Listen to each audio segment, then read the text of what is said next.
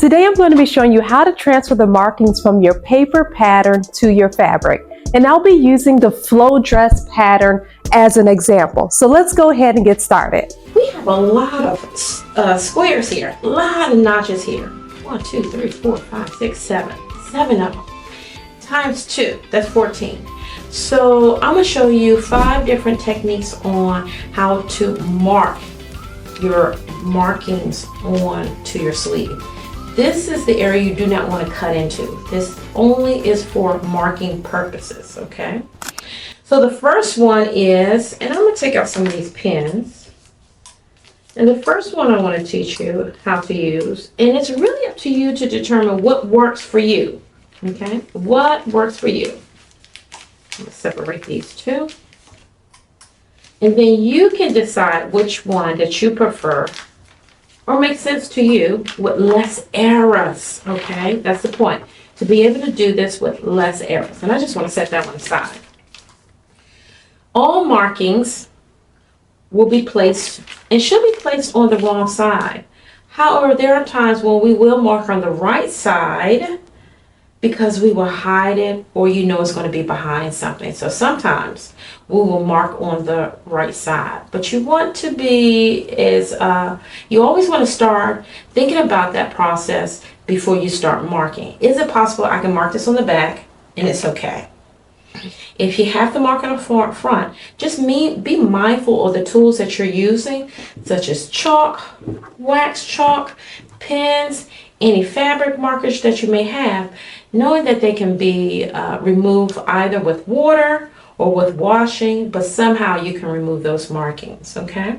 All right, so let's start with the first one, okay? And that's literally marking with pens, yes. So I'm gonna start with, I'm right-handed, so yes, I'm gonna start with this one to the left.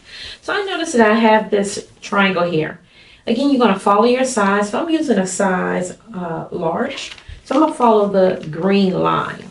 You will follow the line that best suits your size.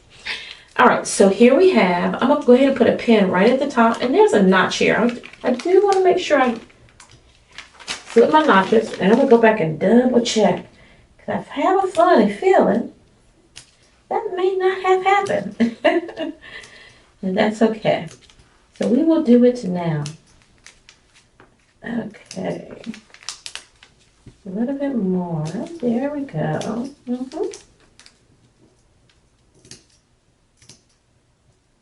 Now, usually I would do both of my pieces at the same time, but I already removed it, but that's okay. But I would normally do these together, okay? Make sure I get those. And these two over here. Okay. So the first technique I want to show you is just pinning. I want to pin in each of the corners or intersections, okay? So there will be a pin here. There will be a pin here. And literally I'm just pinning through the pattern paper and the fabric so that I can mark it on the wrong side. So let's turn that over. Now I can see where my pins are, okay? And some people prefer just using pins, okay? Just using pins. And if that works for you, then great, especially if you're doing simple darts. However, these pleats are going to be much more fuller, and this may be troublesome. And just imagine 7 rows of these. I would get stuck a lot. And so sometimes this may not be the best option, but for some people, this works really good for them. It's not a lot of marking. They don't have to waste any time, but they're very careful about the pin placement. So if that works for you, go for it, okay? Now I am going to mark this as well.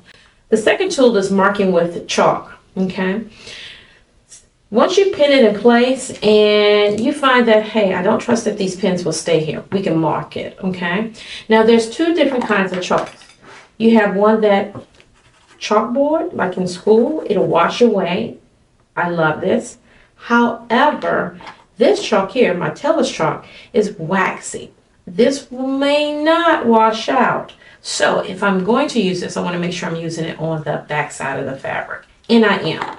But since I have my white chalk here, I'm just going to make little dots or markings where my pen is.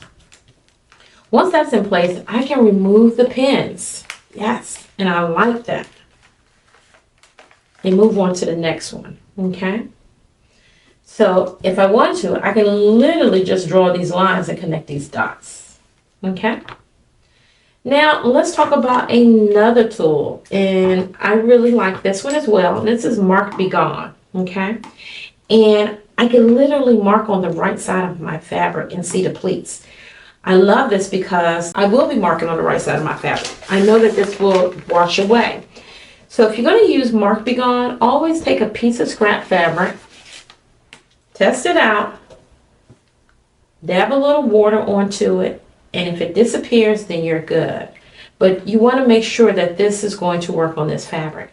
Usually I would wait about 24 hours just to make sure that there is no water residue left onto the fabric, and that's good. So you definitely want to double check, see if it works, let it sit, and come back, and if it works for you, then that's perfect, okay? But for the sake of TV, we are going to pretend, right? Yes, we are going to pretend.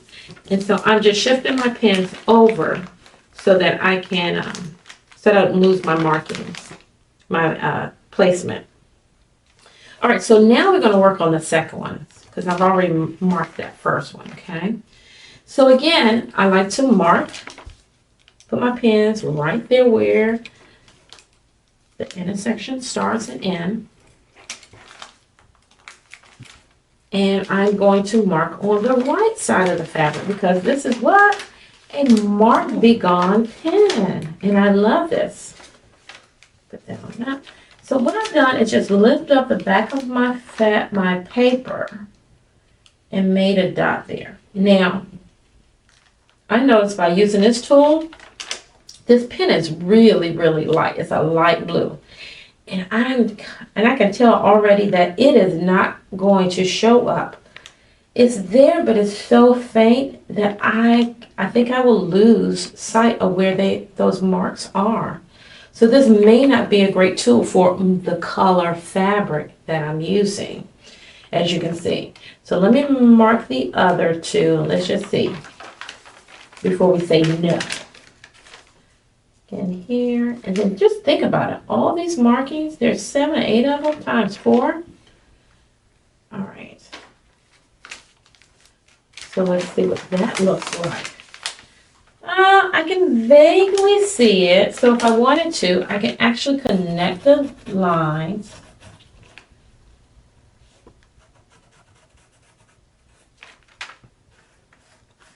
But that's really, really faint. Really, really faint. So if you struggle with seeing that, you may want to use another technique. Okay? So far we've done 3 of them: pinning, chalking, Mark Be Gone. Let's talk about the next one, a tracing wheel. Okay? And a tracing wheel, you'll want to use this with tracing paper. Now, tracing paper comes, again, just like chalk does. It'll come like in a chalk format that you'll find at a school. Teachers used to use it, but now we have smart boards now. Or a wax chalk. Again, the same principle apply. If you're using wax, just be careful. Again, you want to make sure that you can wash it away. However, I really opt for the chalk kind because you can just brush it away or it will wash away, okay? So with that being said, I want to trace this onto the right side of my fabric, if I can. Remember, really, because everything is happening on the right side. Now, I could trace this to the back and just know that I have to transfer those marks to the front. But let's see. Oops. And before we do that, we have to put the chalk in. Sorry about that. So let's put the chalk paper right in there, right underneath the third one. 1, 2, 3, yep. And we're just going to follow our line. And I'm using a chalk wheel to just go over my line. And I'm going over at least 2 to 3 times. because this fabric is really dark. That background is a really dark maroon beige color. Okay, let's see how we did. Ooh, I can see that. It's faint, just like the Mark Be Gone, but they both are holding up. Okay, that looks really, really good. So that's number 4. And then if all of that fails, let me show you another technique, and that is Tailor's chalk, Tailor's tack. And it only requires is a needle thread. And the thread that I'm going to use is a blue because it's a nice contrast to the red. So I'm going to go ahead and thread that. Now, it's really up to you if you want to use double thread or a single thread. Okay, it's really up to you. I run this through my beeswax because I want to make sure it doesn't get tangled. Keeps it nice and firm, and it makes it easy to see it, especially on this busy printed fabric. Okay. Now that I have my needle and thread, okay, I can easily follow. And if you notice, there's no knot at the end, okay?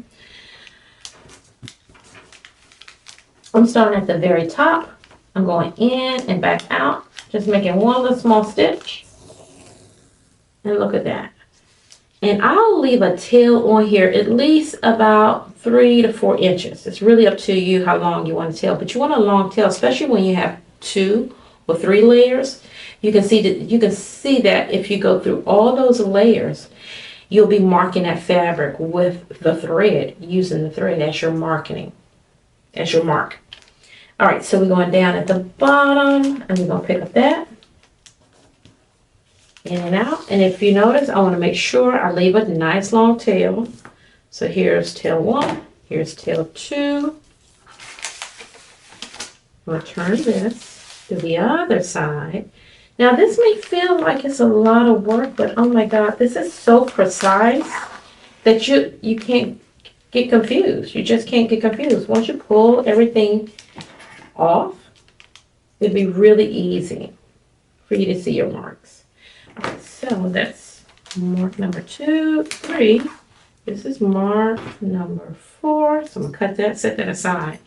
And the beautiful thing is, again, no knots. It's just threads just freely hanging with long tails, so that when I pull my pattern back off through all the layers,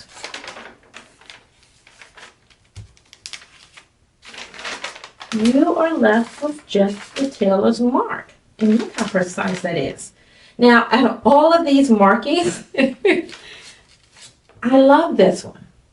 It's precise. You can see the threads. I can literally take this to the sewing machine and sew this up. And knowing that I won't leave any residue onto my fabric. And as I sew close to them, I can pull out my pins. My threads, okay? So, really, really nice. Really, really nice. All right, so those are 5 different techniques. Try them all, or pick the one that you love. But guess what? By the end of this, you would have decided, I like this technique. All right, so let's go ahead and finish making all of our markings using whatever technique works for you, okay? I hope you enjoyed learning 5 ways to transfer your markings from your pattern to your fabric using the flow dress as an example. Now, if you love what you learned, go ahead and push that subscribe button, and I'll see you in our next video.